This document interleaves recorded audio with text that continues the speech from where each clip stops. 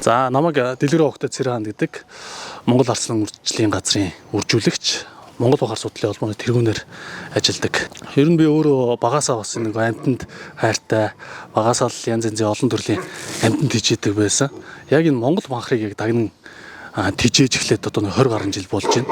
Яг мэрэгжлийн төвшөнд үржүүлэгч гээд ингэх юм бол 2013 оноос эхэлж одоо үржлийн нэрээ аваад ингээд үржил лекцийн ажлыг хийж байгаа. За манай үржлийн газар бол нийтдээ нэг ер нь 20 орчим нохоонд доторл барьж идэг. Нөгөө зарим хүмүүс нэг асуудаг шүү дээ. Чи одоо олон жил Монгол банхарт хийжээлээ, олон банхартай болж байна уу гэл нөгөө мянгат малчин энэ гэдэг шиг тийм ойлголттой байдаг.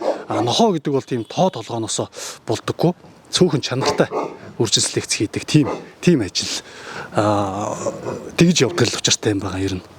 За энэ бол манай энэ жилийн хамгийн ууган төлөв. Одоо их хөрхөн бондаацсан. Өнөөдөр ч одоо бараг 40 хоног ч 38 хоногтой болж байгаа ийм бүлэг байж байна. Анх төрөхдөө нэг 5-6-700 грамм төрөл 6-700 орчим грамм төрсөн. Одоо бол энэ нэг ингээ харахад нэг жоохон юм шиг мөртлөө яг жин дээр тавих юм бол нэг 5 ил гарантай байгаа. Нэг 30 хоногтой бүлэг бол иймэрхүү байхад бол яг биеийн өсөлт хэмжээ сайн байна гэж үзнэ. Ер нь зөвхөн багасаа ингээд нөгөө мирата хүүхдүүд нэг 90 сар бол гэдэг шиг гөлөгч гэсэн ялгаа байхгүй ингээд багасаа юм. Эдгээр бол одоо ингээд ясмасан ч бидэгдэхгүй нэг бомбос юм удаж байгаа шүү дээ. Тэгээ ийм байж ижил хамгийн сайхан 90 сар бол өсч шилдэг үржлийн нохоонууд л гарна да. Одоо эдгээр чинь шүд мөдөнд ургацсан.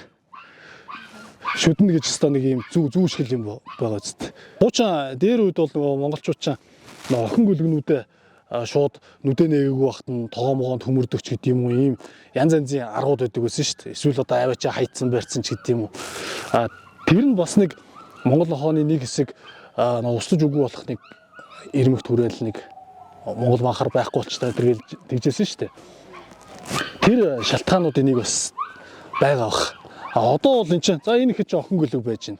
Энэ бол одоо цаашдаа шилдэг үржлийн нохоо болох тийм юм байхгүй юу? Энэ болохоор манай Монгол Арслан, Монгол улсын авраг. Одоо энэ нохоонууд ч өөр ингэсэн цолгон шинтэй бас Монгол улсын авраг, Монгол Арслан бавлаг гэдэг манай 90 нохоо байдیں۔ Яг тэрний гөлөгнүүд манай энэ жил хамгийн дөрвөлж гарсан гөлөгнүүд. Энэ жил 6 гөлөг гарсан. 3 охин.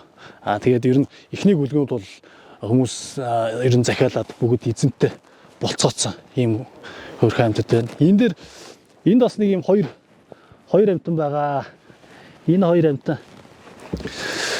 Энэ 6 гөлгөөс гаднаас нэг ийм хоёр өөр хар амьтан байна.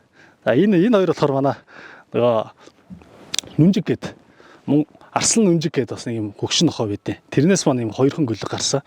Тэгээ бас яг насан ахиж байгаа энэ төр нохоо ч бас жоохон сүүм мутач гэдэг юм уу янз янзын юм байдیں۔ Тэгээд нөө энэ халиун гэдэг манай нэг аюу сайн сүйтэй нохоо гэхгүй энэ нохоонд ахгуулцсан. Бас л нөгөө малд ингэж нөгөө харагдаж байгаа л төлмөл хураг шиг ахгуулцдаг шиг жоохонд нь бас ингээ ахгуулчих болдیں۔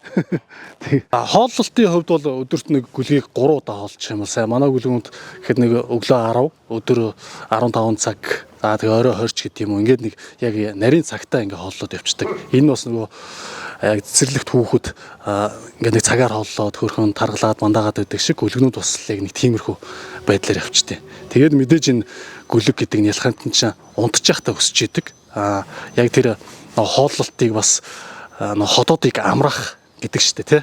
Ходоод нь амарч унтчих та хоолн шингэж өсч идэг. Тийм байт. Эхлээд одоо хоолнд орохоос өмнө бол мэдээж нөө ихийн сүгээрээ маш сайн боожсон байх хэвээр. Тэгээд яг хоолнд ороод ирсэн үед бол нөө гөлөг маань үндсэндээ бор хоолоо идчихнэ. Ихийгээ хөгж байгаа нь бол бараг л зүгээр нөө хоол шингээх зорилтоор ингээл нэг 40 хоног 50 хоног хүртэл энэ төр ингээ ихийг хөгждөө.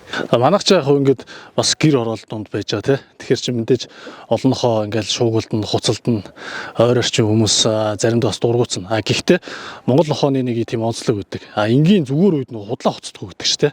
Тэгээ нэг байнга ингээл худлаа хуцаад байх юм байхгүй. Мэдээж янз янзын хаалга зохих байт юм уу гадуур юм явах барих тэгэл тийм үед бол мэдээж хуцалт нь л да.